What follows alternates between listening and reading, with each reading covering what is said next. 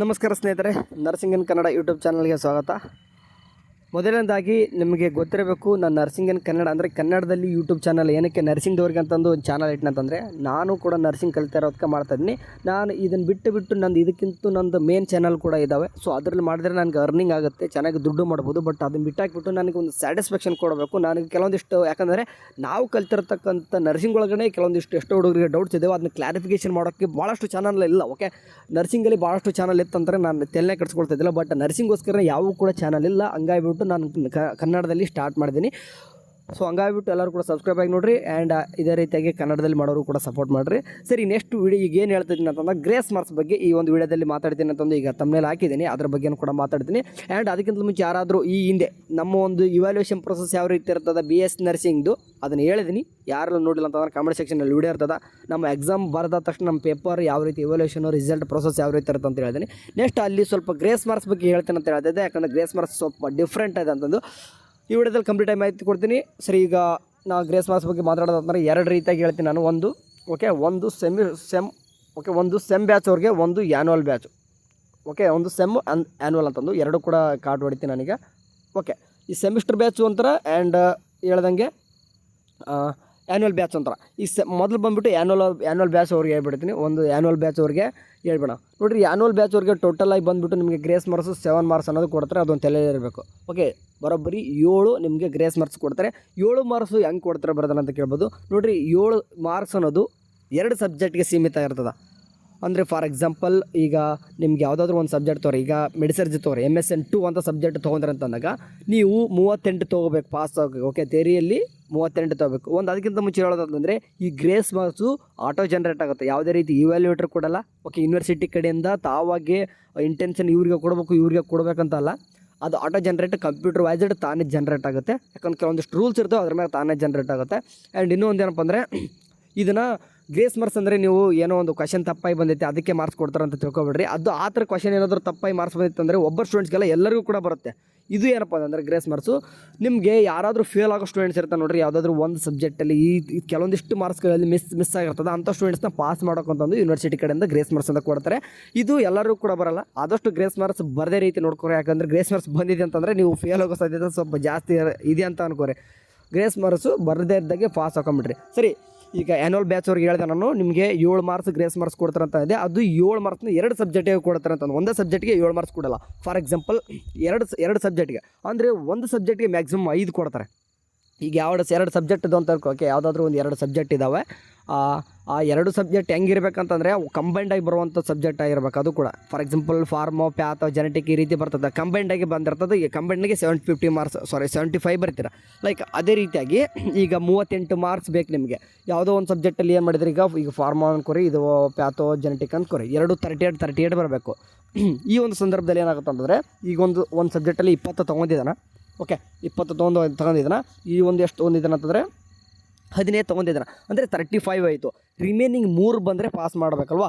So ಹಂಗಾಗಿಬಿಟ್ಟು ಏನಾಗುತ್ತೆ ಅಂದರೆ, ಈಗ ಆ್ಯನ್ಯುವಲ್ ಬ್ಯಾಚ್ ಅವ್ರಿಗೆ ಹೇಳಿದೆ ನಾನು 7 ಮಾರ್ಕ್ಸ್ ಕೊಡ್ತಾರೆ ಅಂತ ಹೇಳಿದೆ. ಇಲ್ಲಿ 3 ಮಾರ್ಕ್ಸ್ ಕೊಟ್ಟು ಪಾಸ್ ಮಾಡಿಬಿಡ್ತಾರೆ. ಇದು ಪಾಸ್. ಓಕೆ, ಆ್ಯಂಡ್ ಅದೇ ರೀತಿಯಾಗಿ ಈಗ ಒಂಥರ ಕಂಡೀಷನ್ ಆಯಿತು. ಇನ್ನೊಂದು ಥರ ಹೇಳ್ತೀನಿ ನಾನೀಗ.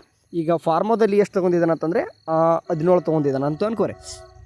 ಆ್ಯಂಡ್ ಇದ್ಲೂ ಕೂಡ ಈ ಕಡೆ ಏನು ಮಾಡ್ತಾನೆ ಅಂತಂದರೆ, ಇದರಲ್ಲಿ ಈ ಕಡೆ ಸ್ವಲ್ಪ 16 ಹಾಕ್ತೀನಿ ನಾನು. 16 ಹಾಕಿದಾಗ ಇಲ್ಲಿ ಎಷ್ಟು ಬೇಕಾಗ್ತದೆ? 16 ಬೇಡ, 15 ಹಾಕೋಣ. ಓಕೆ, 15 ಹಾಕಿದೆ ಅನ್ಕೋರಿ. ಈಗ ಎಷ್ಟಾಯಿತು? 32 ಆಯ್ತಲ್ವಾ? 32 ಆಗುತ್ತೆ. ಓಕೆ, ಲೆಕ್ಕ ಮಾಡಿ. 15 + 50 30 32. ಓಕೆ, ಇನ್ನೂ 6 ಮಾರ್ಕ್ಸ್ ಬೇಕು. 6 ಮಾರ್ಕ್ಸ್ ಬೇಕಾದಾಗ ಏನು ಮಾಡ್ತಾರೆ, ಒಂದು ಸಬ್ಜೆಕ್ಟ್ಗೆ 5 ಮಾರ್ಕ್ಸ್ ಹಾಕ್ತಾರೆ. ಈಗ ಎಷ್ಟಾಯ್ತು? ಈಗ 37 ಆಯ್ತು. ಅವಾಗ +1 ಹಾಕ್ತಾರೆ, ಪಾಸ್ ಮಾಡ್ತಾರೆ. ಇದು 38. ಈ ರೀತಿ ಕಂಡೀಷನ್ ಇದ್ದಾಗ ಮಾತ್ರ ಏನು ಮಾಡ್ತಾರೆ ಅಂತಂದರೆ ನಿಮಗೆ ಪಾಸ್ ಮಾಡ್ತಾರೆ. ಇದು ಒಂದು ಥರ ಕಂಡೀಷನ್. ಇನ್ನೊಂದು ಥರ ಕಂಡೀಷನ್ ಹೇಳ್ತೀನಿ ನಿಮಗೆ. ಲೈಕ್ ಎಕ್ಸಾಂಪಲ್, ಈಗ ಒಂದೇ ಸಬ್ಜೆಕ್ಟ್ ತೊಗೊತೀನಿ ನಾನು. Okay, form path. ಈಗ ಈ ಒಂದೇ ಸಬ್ಜೆಕ್ಟ್ದು ಯಾವುದಪ್ಪ ಅಂತಂದರೆ ನಿಮಗೆ MSN 2 ತೊಗೊತೀನಿ. ಓಕೆ, MSN 2 ತೊಗೊಂಡೆ ನಾನು. MSN 2 ತೊಗೊಂಡಾಗ ನಿಮ್ಗೆ ಯಾವ ರೀತಿ ಗ್ರೇಸ್ ಮಾರ್ಕ್ಸ್ ಬರ್ತದೆ? ಈಗ ಫಾರ್ ಎಕ್ಸಾಂಪಲ್ 34 ತೊಗೊಂಡಿದ್ನಂತಂದರೆ +4 ಕೊಟ್ಟು ಪಾಸ್ ಮಾಡ್ತಾರೆ. ಇದು ಒಂಥರ ಕಂಡೀಷನ್ ಅನ್ಕೋರಿ. ಇನ್ ಕೇಸ್ ಲೈಕ್ 32 ಬಂದಿತ್ತಂದರೆ, ಓಕೆ 32 ಬಂದಿತ್ತಂತಂದರೆ ಇವಾಗ 7 ಮಾರ್ಕ್ಸ್ ಕೊಡ್ತಾರೆ ಬರ್ದಾರ ಅಂತ ಕೇಳ್ಬೋದು ನೀವು. ನೋಡಿರಿ, 32 ಬಂದಾಗ +7 ಕೊಡೋಕ್ಕೆ ಬರಲ್ಲ. ಇದು ಫೇಲ್ ಆಗುತ್ತೆ. ಯಾಕಂತಂದರೆ ಒಂದು ಸಬ್ಜೆಕ್ಟ್ಗೆ 5 +5 ಸೇರಿಸಿದ್ರು ಕೂಡ ಎಷ್ಟಾಗುತ್ತೆ? ಇದು 37 ಆಗುತ್ತೆ. ಓಕೆ, ಅರ್ಥ ಆಯ್ತು ಅನ್ಕೊತೀನಿ. ಅಂತಂದರೆ ಒಂದು ಸಬ್ಜೆಕ್ಟಿಗೆ ಮ್ಯಾಕ್ಸಿಮಮ್ 5 ನಿಮಗೆ ಗ್ರೇಸ್ ಮಾರ್ಕ್ಸ್ ಕೊಡ್ತಾರೆ. ರಿಮೈನಿಂಗ್ ಅದು ಯಾವ 2 ಸಬ್ಜೆಕ್ಟ್ ಇದ್ದಾಗ ಕೊಡ್ತಾರೆ. ಅದು ಯಾವಾಗ ಕೊಡ್ತಾರೆ ಅಂತಂದರೆ ಕಂಬೈಂಡ್ ಆಗಿ ಬಂದಿರುವಂಥದ್ದು ಹೇಳಿದೆ ನನಗೆ, ಫಾರ್ಮೋಪ್ಯಾಥೋಜೆನೆಟಿಕ್ ಬರೀತಾರೆ ಅಥವಾ ರಿಸರ್ಚ್ ಆ್ಯಂಡ್ ಈಗ ಸ್ಟ್ಯಾಟ್ ಬರೀದಿರಿ ನೋಡ್ರಿ, ಆ ಥರ ಬಂದಾಗ ಕಂಬೈಂಡ್ ಆಗಿ ಬಂದಾಗ ನಿಮ್ಗೆ ಏನಾಗ್ಬೋದು ಕೊಡ್ಬೋದು. ಓಕೆ, ಈ ರೀತಿದಾಗ ಬರಲಿಕ್ಕಾಗಲ್ಲ. ಅದು ಆ್ಯಕ್ಚುಲಿ ರಿಸರ್ಚ್ ಸ್ಟ್ಯಾಟು ಕೂಡ ಬರಲ್ಲ, ಯಾಕಂದರೆ ಅದು ಒಂದೇ ಪೇಪರ್ ಆಗುತ್ತೆ, ಅದು ಕೂಡ ಬರಲ್ಲ. ಲೈಕ್ ಈಗ ಅನಾಟಮಿ ಫಿಸಿಯಾಲಜಿ 2 ಪೇಪರು ಬಟ್ ಒಂದು ಸೇರಿಬಿಟ್ಟು 38, ಅಥವಾ ನ್ಯೂಟ್ರಿಷನ್ ಬಯೋಕೆಮಿಸ್ಟ್ರಿ 2 ಪೇಪರು ಬಟ್ 2 ಸೇರಿ 38, ಈ ರೀತಿ ಪೇಪರ್ಸ್ ಇದ್ದಾಗ 2 ಕೊಡ್ತಾಯಿದ್ರು.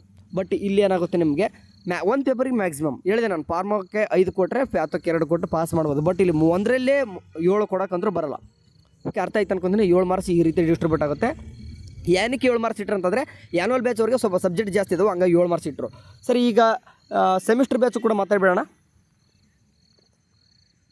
ಓಕೆ, ಸೆಮಿಸ್ಟರ್ ಬ್ಯಾಚ್ ಅವ್ರಿಗೆ ನಿಮಗೆ ಎಷ್ಟು ಕೊಡ್ತಾರೆ ಟೋಟಲ್ ಅಂತಂದರೆ 6 ಮಾರ್ಕ್ಸ್ನ ಕೊಡ್ತಾಯಿದ್ದಾರೆ. ಓಕೆ, ಎಷ್ಟು 6 ಮಾರ್ಕ್ಸ್ನ ಕೊಡ್ತಾಯಿದ್ದಾರೆ ನಿಮಗೆ ಸೆಮಿಸ್ಟರ್ ಬ್ಯಾಚ್.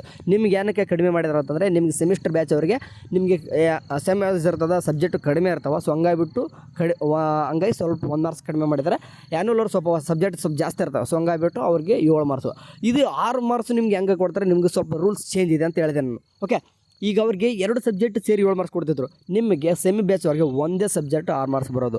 ಲೈಕ್ ಈಗ ಹೇಳಿದೆ, ಯಾವುದಾದ್ರೂ ಒಂದು ತಗೋರಿ, ನೀವು ಬರೆದಿರ್ತಕ್ಕಂಥ ಎಕ್ಸಾಮಲ್ಲಿ MSN 2 ಬರೆದಿದ್ದೀರಾ, ಅಥವಾ ನೀವು ನರ್ಸಿಂಗ್ ಫೌಂಡೇಶನ್ ಜೂನಿಯರ್ ಬರೆದಿದ್ದೀರಾ ಅಂದ್ಕೊಂಡು, ಅಥವಾ ನರ್ಸಿಂಗ್ ಫೌಂಡೇಶನ್ ತೊಗೊಂಡ್ರೆ ಎಕ್ಸಾಮ್. ಓಕೆ, ನರ್ಸಿಂಗ್ ಫೌಂಡೇಶನ್ ತೊಗೊಂಡಿದ್ದೀನಿ ನಾನು. ನರ್ಸಿಂಗ್ ಫೌಂಡೇಶನ್ ತೊಗೊಂಡಾಗ ನಿಮ್ಗೆ ಏನಪ್ಪ ಆಗುತ್ತಂದರೆ ಅದು ಪಾಸ್ ಹೋಗೋಕ್ಕೆ ಎಷ್ಟು ಬೇಕು, 38 ಬೇಕು. ನಿಮಗೆ 33 ಬಿತ್ತಪ್ಪ, 33 ಬಿತ್ತಂದ್ರೂ ಕೂಡ ನಿಮ್ಗೆ ಹೇಳ್ತಾರೆ +5 ಹಾಕಿಬಿಟ್ಟು ಪಾಸ್ ಮಾಡ್ತಾರೆ.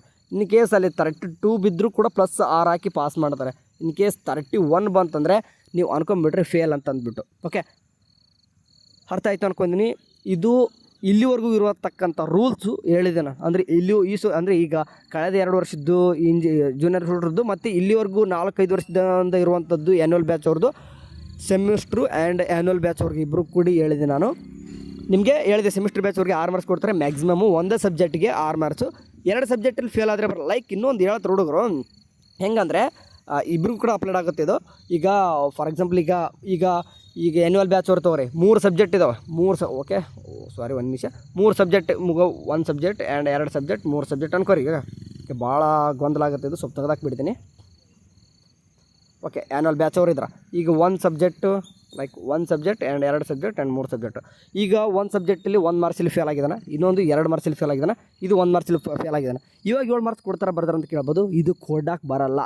ಹೇಳಿದೆ ನಾನು, ಮ್ಯಾಕ್ಸಿಮಮ್ 2 ಸಬ್ಜೆಕ್ಟೇ ಕೊಡ್ಬೋದು. ಅವಾಗ ಏನು ಮಾಡ್ತಾರೆ ಗೊತ್ತಾ, ಯಾವುದು 1 ಮಾರ್ಕ್ಸು ಕೂಡ ಗ್ರೇಸ್ ಮಾರ್ಕ್ಸ್ ಬರೋದಿಲ್ಲ. ಎಲ್ಲಕ್ಕೂ ಎಷ್ಟರಿಂದ ಅಷ್ಟೇ ಮಾರ್ಕ್ಸ್ ಹಾಕಿಬಿಟ್ಟು ಜ್ವರ ಬಂದಿರುತ್ತೆ. ನಿಮ್ಗೆ 7 ಮಾರ್ಕ್ಸ್ ಕೊಡ್ಬೋದಲ್ಲ, ಬರ್ತಾರೆ 2 ಸಬ್ಜೆಕ್ಟ್ ಪಾಸ್ ಮಾಡ್ಬೋದು, 1 ಸಬ್ಜೆಕ್ಟ್ ಫೇಲ್ ಅಂತದ್ದು ಹಂಗೂ ಬರಲ್ಲ, 3 ಫೇಲ್ ಆಗಿರ್ತದೆ. ಸೇಮ್ ಅದೇ ಪಾಲಿಸಿ ಇಲ್ಲೂ ಕೂಡ. ಈಗ 1 ಸಬ್ಜೆಕ್ಟು ಅಥವಾ 2 ಸಬ್ಜೆಕ್ಟ್ ತಗೋರಿ ನೀವು ಕೂಡ ಸೆಮ್ ಬ್ಯಾಚ್ ಅವ್ರಿಗೆ, ನೀವು ಇಲ್ಲಿ 1 ಮಾರ್ಕ್ಸಲ್ಲಿ ಫೇಲ್ ಆಗಿದ್ದಾರೆ, ಇಲ್ಲೂ ಕೂಡ 1 ಮಾರ್ಕ್ಸಲ್ಲಿ ಫೇಲ್ ಆಗಿದ್ದಾರೆ. ಅವಾಗ ಏನಪ್ಪ ಆಗುತ್ತಂದರೆ 2 ಸಬ್ಜೆಕ್ಟ್ ಫೇಲ್ ಆಗುತ್ತೆ. ಇನ್ ಕೇಸ್ ಒಂದೇ ಸಬ್ಜೆಕ್ಟಲ್ಲಿ ನೀವು 6 ಮಾರ್ಕ್ಸಲ್ಲಿ ಫೇಲ್ ಆಗಿರಿ, 6 ಮಾರ್ಕ್ಸ್ ಕೊಡ್ತಾರೆ, ಗ್ರೇಸ್ ಮಾರ್ಕ್ಸ್ ಕೊಟ್ಟು ಪಾಸ್ ಮಾಡ್ತಾರೆ. ಬಟ್ 1 ಮಾರ್ಕ್ಸಲ್ಲಿ 2 ಸಬ್ಜೆಕ್ಟ್ ಫೇಲ್ ಆಯ್ತು ಅಂತಂದರೆ 2 ಸಬ್ಜೆಕ್ಟ್ ಹೋಗುತ್ತೆ. ನೋಡಿರಿ ಇದು ಗ್ರೇಸ್ ಮಾರ್ಕ್ಸ್ ಅನ್ನೋದು ಎಷ್ಟು ಇಂಪಾರ್ಟೆಂಟು. ನೀವು ಬೇಕಾದ್ರೆ ಒಂದೊಂದು ಮಾರ್ಕ್ಸಲ್ಲೇ ನೀವು 3 ಸಬ್ಜೆಕ್ಟಿಂದ 3 ಸಬ್ಜೆಕ್ಟ್ ಫೇಲ್ ಆಗಿರಿ, 3 ಸಬ್ಜೆಕ್ಟ್ ಫೇಲ್ ಅಂತಲೇ ಬರುತ್ತೆ. 2 ಪಾಸ್ ಆಗಿಬಿಡ್ತಾರೆ ಎಲ್ಲ ಚೆನ್ನಾಗಿ. ಬಟ್ 1 ಸಬ್ಜೆಕ್ಟ್ ಮಾತ್ರ 6 ಮಾರ್ಕ್ಸಲ್ಲಿ ಫೇಲ್ ಆಗಿದ್ರು ಕೂಡ ಅದು ಪಾಸ್ ಮಾಡ್ಕೊಂತಾರೆ, ಯಾಕಂದರೆ 6 ಮಾರ್ಕ್ಸ್ ಗ್ರೇಸ್ ಮಾರ್ಕ್ಸ್ ಕೊಡ್ತಾರೆ. ಓಕೆ, ಅರ್ಥ ಆಯ್ತು ಅನ್ಕೊತೀನಿ. ಯಾಕಂದರೆ ಇದು ಕೂಡ ಕೇಳ್ತಾರೆ, ಅಣ್ಣ ನಾನು 1 ಮಾರ್ಕ್ಸಲ್ಲಿ ಆಗಿತ್ತೆ ಬಟ್ ನಾನು ಆದರೂ ಕೂಡ ಫೇಲ್ ಅಂತ ಬಂದಿದೆ, ಬಟ್ ನಮ್ಮ ಫ್ರೆಂಡ್ದು 6 ಮಾರ್ಕ್ಸ್ ಕೊಟ್ಟು ಗ್ರೇಸ್ ಮಾರ್ಕ್ಸ್ ಕೊಟ್ಟು ಪಾಸ್ ಮಾಡಿದ್ದಾರೆ. ಅವ್ನು ಏನಕ್ಕೆ ಮಾಡಿದ್ದಾರೆ ಅಂತಂದರೆ ಅವ್ನು ಒಂದೇ ಸಬ್ಜೆಕ್ಟ್ ಆ ಥರ ಆಗಿದೆ. ಬಟ್ ನಿಂದು ಅದು 1 ಆಗಿಲ್ಲಲ್ವಾ, ನಿಮ್ದು 2-3 ಆಗಿದೆ ಹಂಗಿತ್ತಾಗ. ಒಂದೇ ಸಬ್ಜೆಕ್ಟ್ ಆಗಿದ್ದರೆ ನಿಮಗೂ ಕೂಡ ಕೊಡ್ತಿದ್ರು. ಓಕೆ, ಇದು ಒಂದು ಭಾಳಷ್ಟು ಗೊಂದಲ ಆಗಿತ್ತು ಗ್ರೇಸ್ ಮಾರ್ಕ್ಸ್ ಬಗ್ಗೆ ಮಾತಾಡೋದು, ಹಂಗಾಗಿಬಿಟ್ಟು ಮಾತಾಡಿದ್ದೀನಿ. ಇಲ್ಲಿವರೆಗೂ ಇರ್ತಕ್ಕಂಥ ರೂಲ್ಸ್ ಅಷ್ಟೇ ಮಾತಾಡಿದ್ದೀನಿ. ಮುಂದೆ ಏನಾದರೂ ಚೇಂಜಸ್ ಆಯಿತು ಅಂತಂದರೆ ವಾಟ್ಸಪ್ ಚಾನಲ್ ಆದರೂ ತಿಳಿಸ್ತೀನಿ, ಅಥವಾ ಇನ್ನೊಂದು ವೀಡಿಯೋ ಮಾಡಿ ಆದರೂ ತಿಳಿಸ್ತೀನಿ. ಇದು ಕಂಪ್ಲೀಟಾಗಿ ಈ ಒಂದು ಚಾನಲ್ ಬಂದುಬಿಟ್ಟು ನರ್ಸಿಂಗ್ ಸ್ಟೂಡೆಂಟ್ಸ್ಗೆ ಮಾತ್ರ ಇರ್ತದೆ, ಹಂಗಾಗಿಬಿಟ್ಟು ಸಬ್ಸ್ಕ್ರೈಬ್ ಮಾಡದೆ ಹೋಯ್ತು ಅಂತಾರೆ ನಿಮ್ಮನೆ. Okay, thank you for watching. ಅಷ್ಟೇ, ಬಾಯ್.